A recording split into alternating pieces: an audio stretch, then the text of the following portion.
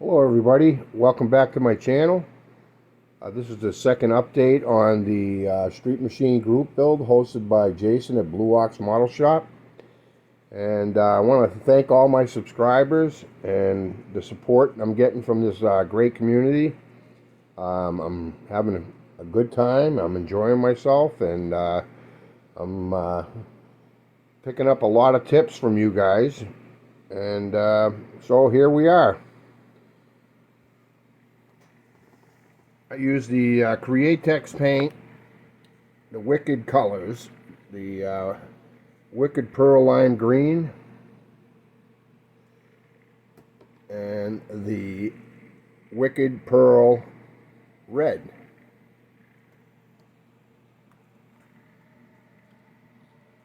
This paint job is coming out pretty good. I still have to give it one more shot of green. I'll show you why. But the red, I think I'm done with it. Let me give you a spin around with the whirligigger.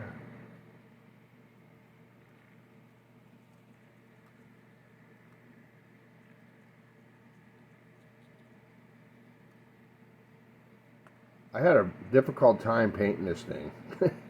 I'm new to airbrushing, and I went by the guidelines on the Createx paint. It says you can spray it right out of the bottle.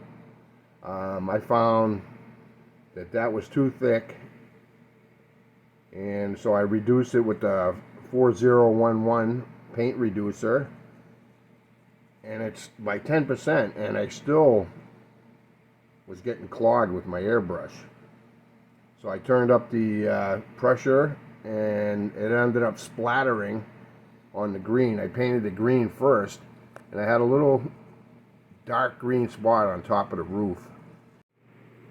So originally I was going to use Rust-Oleum gray primer, but I ended up going with the Mr. Surfacer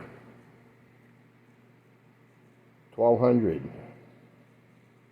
This primer lays down real flat as opposed to the Rust-Oleum. It has a tendency to be a little thicker, I find. I don't know. So anyways, I went with that, and because it's a lighter primer, the green paint came out a little lighter as well. But this is like the fourth coat that I put on this car of the green, and I used I don't know, probably like 3 coats for the red. But what a story. I did the green paint first, and the Createx paint says you can use it right out of the bottle, and I found that was clogging my airbrush, so I used the 4011 paint reducer. 10% I reduced it by, and I was still getting clogged, and I didn't like the way it was spraying, so I turned up my pressure on my air compressor, and that, I don't know, it started shooting out like splatters of dark green paint.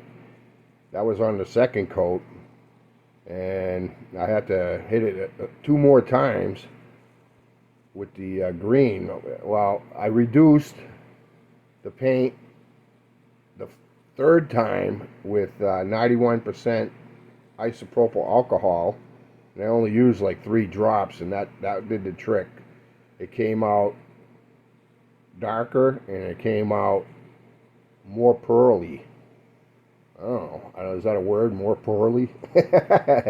Anyways, I wish I could say I was done with the paint job, but the truth of the matter is I got lazy when I was doing I masked off the green to spray the red, and I was using the Createx red, and I was having the same problem. So I ended up putting isopropyl alcohol and mixed it in with the 4011 by accident, and when I sprayed it, it came out horrible. I was like in shock. So what I ended up doing was taking a paper towel and kind of like wiping off all the splatters all over the front of the car.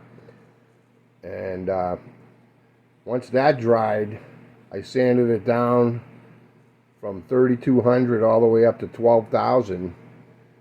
And then I used Tamiya, the red paint. I masked it off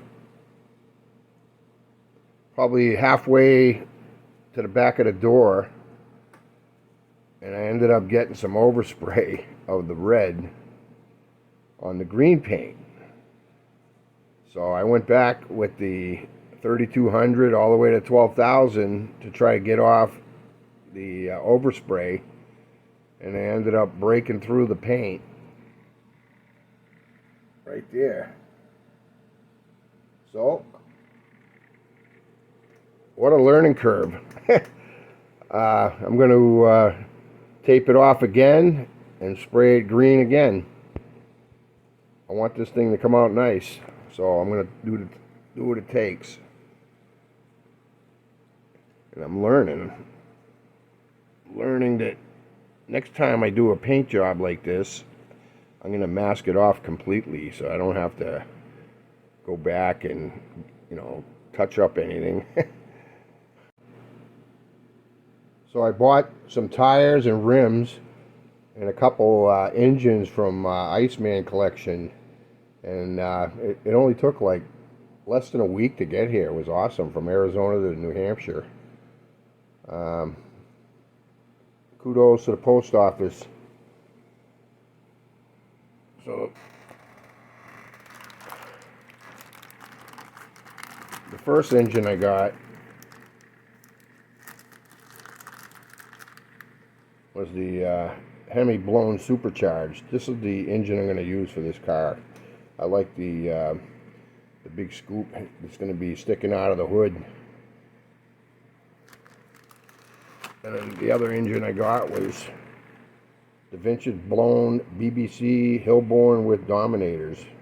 This is going to be going in some other build, but it's the first time I ever get 3D printed parts.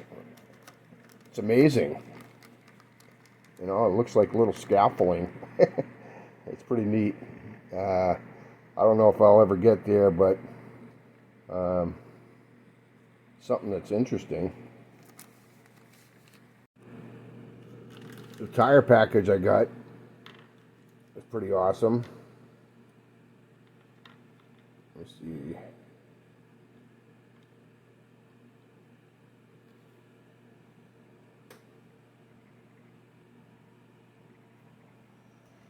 There we go. That tire is awesome. I really like the look of that.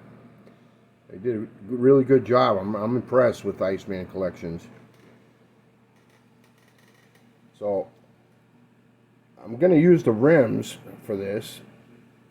I'm not going to use the tires for this because when I ordered it, and it's no fault of Iceman Collections, I just didn't know what size tire to order. But these right here are so much bigger. Oops. So much bigger than that tire. So I'm going with the kit tires, but I'm going with the rims from Iceman Collections. So I'm going to reorder some rims and use this tire on a different build as well.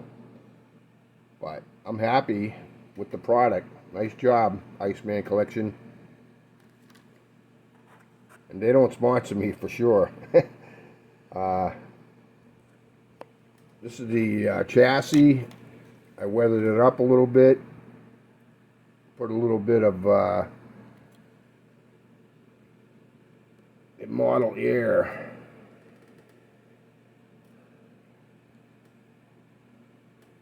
So the first one I used was light rust, then I used the dark brown, then I used the yellow ochre, and I dry brushed it, and I like the way it turned out. Looks weathered, I mean, it's a street machine. They race this thing. you know, so it's going to be a little bit dirty. At least mine is, anyways. uh, so here's the rims on the front tires. And boy, they look nice. So, and I like the way they come in two pieces, because I'm going to do the outer rims with chrome, and I'm going to do the inner rims like this one is in the front. It's going to be red. So that's going to be a great look on this vehicle. But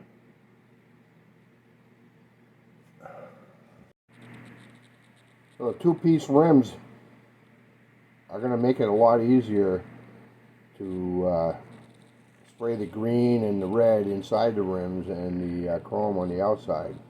So I'm happy about that. I have the firewall, the inner fenders, the radiator support, and the hood in color. I have to fill in these holes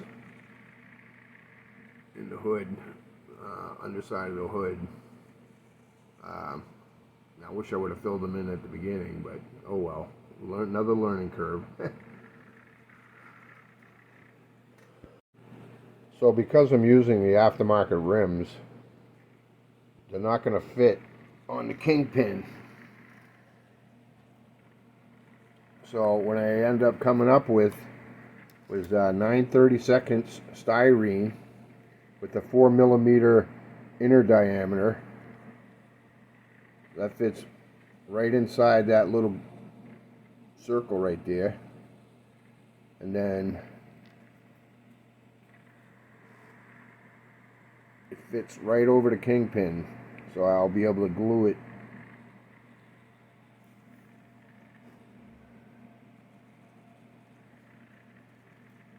So I measured it out.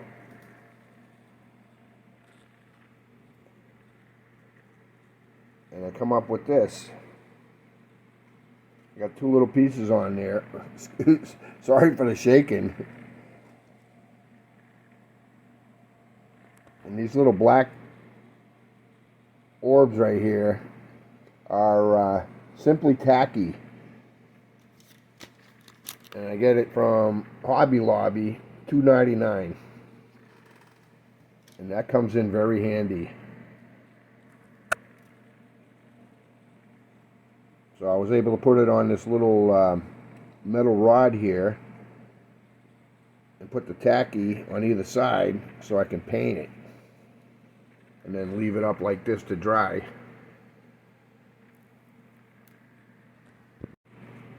I take the Simply Tacky, roll it in a little ball. I'm going to put that right in the middle, like that. And I'll take a toothpick, break off the end. I'm able to put it right down inside there like that. And now I can paint it. This tacky, Simply Tacky, goes a long way. I've had this for 2 years, painted over it, and the paint goes away. Let me demonstrate. You just gotta knead it up a little bit.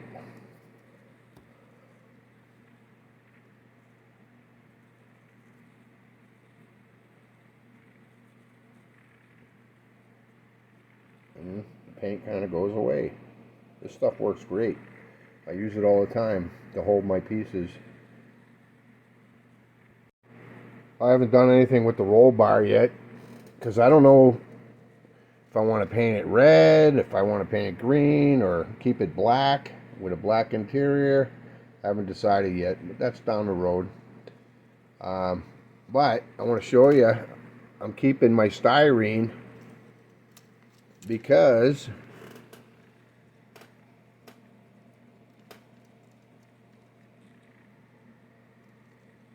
voila, instant roll bar. Here's another trick I learned from you guys. You put bare metal foil on the back lenses. It gives it a metallic look. Looks a lot better than just, you know, the stock lens. So thank you guys and girls. So I want to thank Jason again over at Blue Ox Model Shop for putting on this group build. I'm glad I got into it. It's a lot of fun. I'm learning a lot, and I love this community. You know, it's amazing. You know, all you guys out there and girls helping each other out to become better modelers. Thanks again. So I'd like to thank everybody who subscribed to my channel. Leave a comment. Give me a like if you like this. And we'll see you on the next update. Peace out.